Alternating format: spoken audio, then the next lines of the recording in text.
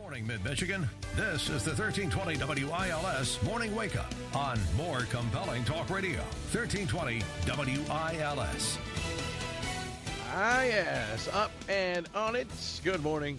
It's 7:10. Make sure you grab a hold of Tuesday and just make it happen. It's all in your hands here today. Clouds and 27. Or maybe you're thinking, what have I done up to this point in my life? Here I am in my 40s, 50s. I don't know, can you do a midlife crisis in your 60s? Midlife would mean you're going to live to 120. I don't know about that. But how do you know if you're in a midlife crisis? What exactly is it anyway?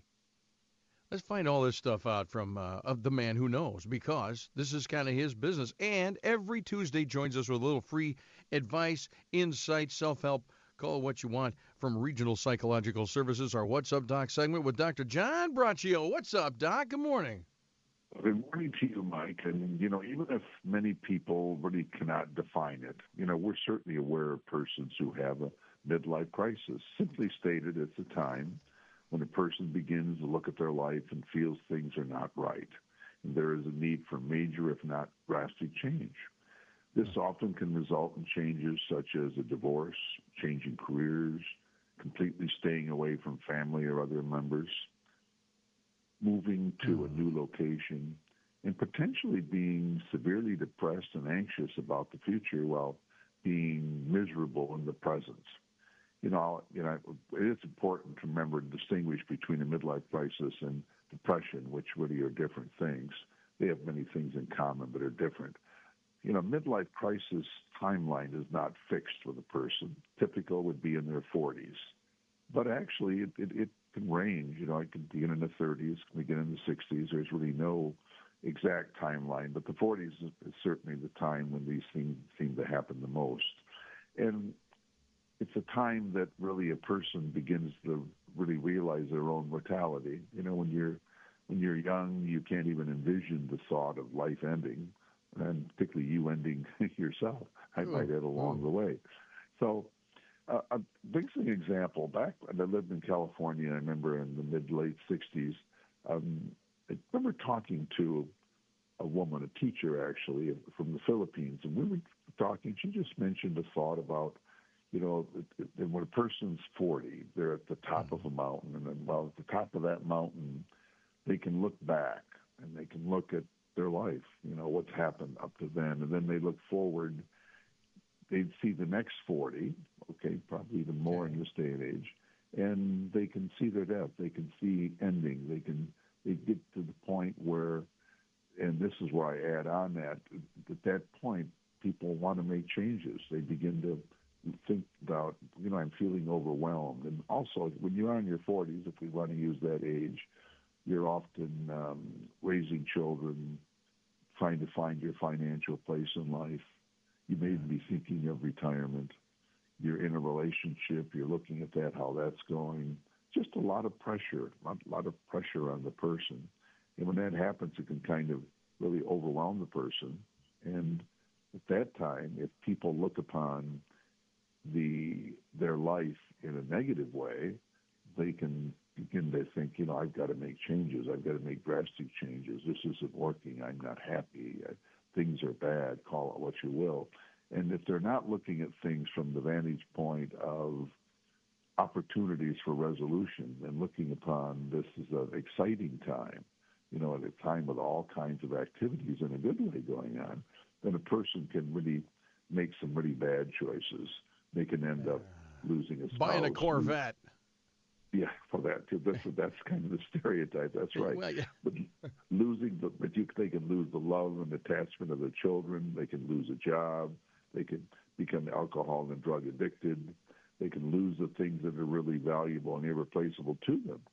And by the time they realize, the great errors they're making, it's really too late, and they lose track of what was right in their lives, and they really end up really in a bad situation. We've all seen this because you can't go back a lot of times. When you make some drastic changes, you can't go back and just say, I'm sorry that I've been out ruining your life and ruined my own life in the process. So I've seen this happen.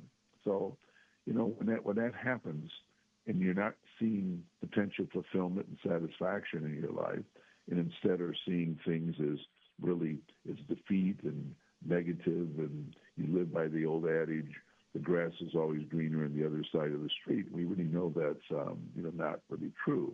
And if you allow this negativity to take control of you, it'll destroy you, okay? And it'll destroy everything around you. So taking this into account, what do? What does a person do that in this situation, they're kind of looking at their life, they're really unhappy with it, they feel there's really a need to make drastic changes? My advice is, well, first of all, you want to make sure that what's going on is a midlife crisis and not depression, which just has you feeling down and out and just everything being negative.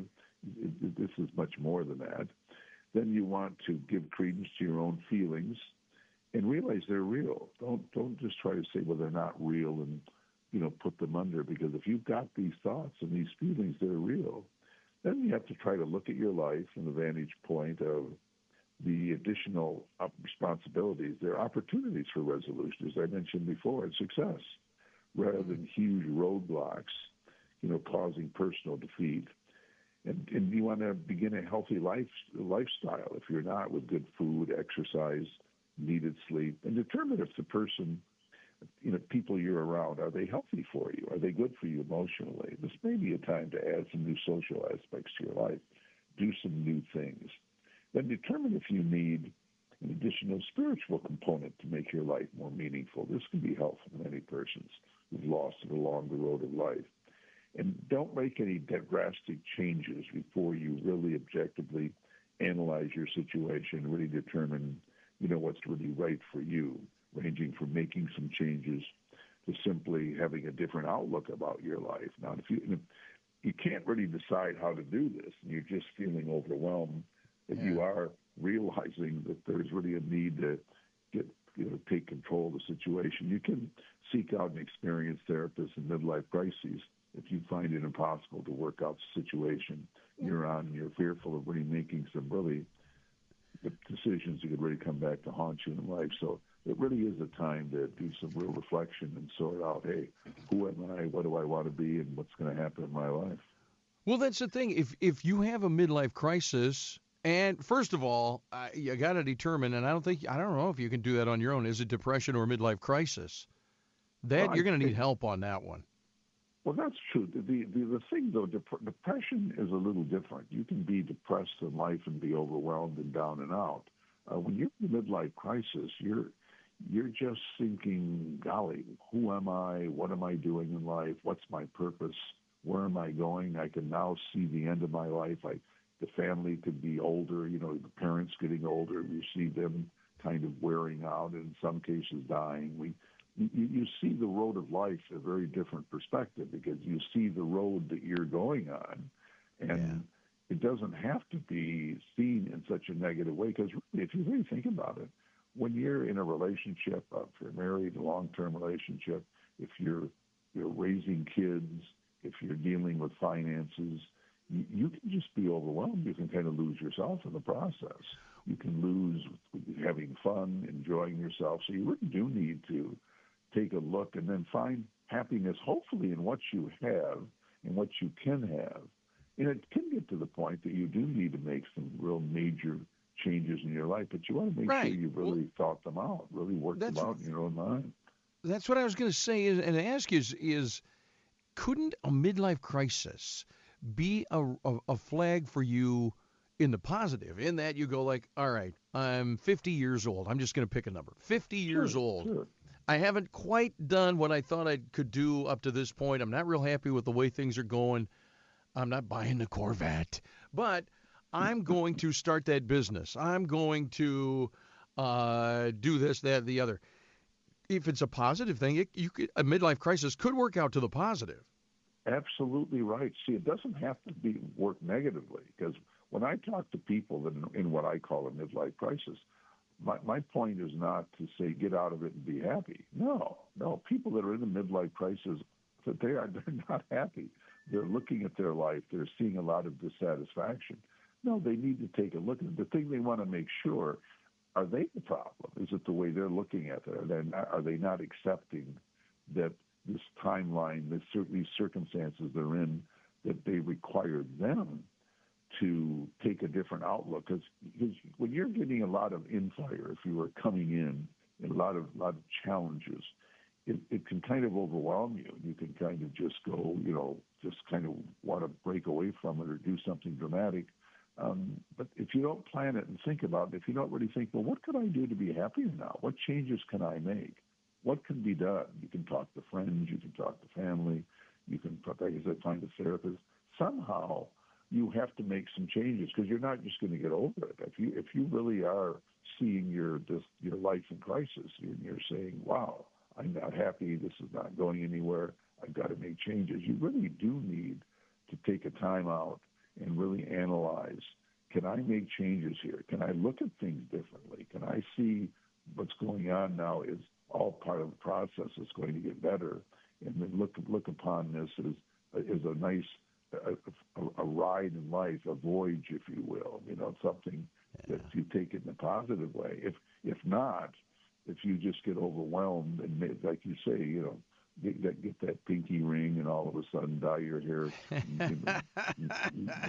dye your hair and wave it or do whatever you do with it, get that Corvette. I mean, you may end up with that Corvette in 10, 15 years, and that's all you had. You don't want to lose your family, lose your kids, lose relationships. But so, yes, it can be positive. In fact, a lot of people do turn it positive because there may be a time there is a need to change a job, change relationships you're in, make a move. So it doesn't all have to be negative. The question is, right, we want to be using these needed changes or what has to happen in a mature, objective way that we don't hurt others, we don't really hurt ourselves, we really just find our place in life. Where is our place in life, and how do we fit in? And it can be an exciting time. It doesn't have to all be negative, but unfortunately, we do tend to be aware of those that make a horrible mess of their lives versus the people that just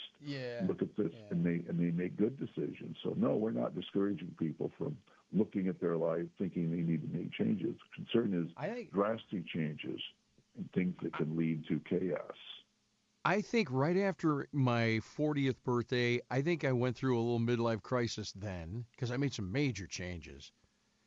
And then just recently, I think I've been making major changes for a long time. Maybe I'm in a perpetual crisis. That doesn't sound good. No, it's called life. Life happens, and we want to be ready to we just want to make good changes and not drastic changes that can be really negative unless we plan them out and really know what we're doing. Mike, it's anything in life. Things are not in themselves good or bad. They're kind of the summa bonum. You want to get the mean, the golden mean in the middle there, and find the right route and the right way to go. But life can be as good as we make it in many, many cases. I got to tell you though, you mentioned pinky ring. I like a good pinky ring. I'm just saying. That, Mike? No, man. I have an heirloom ring. I have an heirloom ring that's been in my family for the ruby in it for, like generations. And it doesn't fit my other fingers. I could have it, take it to the jewelry store and stuff, but it fits perfectly on my right pinky. And so only on usually weekends or if we're going out to dinner or something like that, I'll put it on. I don't wear it every day. But it just... You're a sex symbol, so having that pinky ring is the right thing for you to have. Only if I'm hanging out with... Hey, I put on the pinky ring only if I'm hanging out with the right people. You know what I mean? It sounds really good. You ought to be on The Godfather now. Hey, what are you talking about there?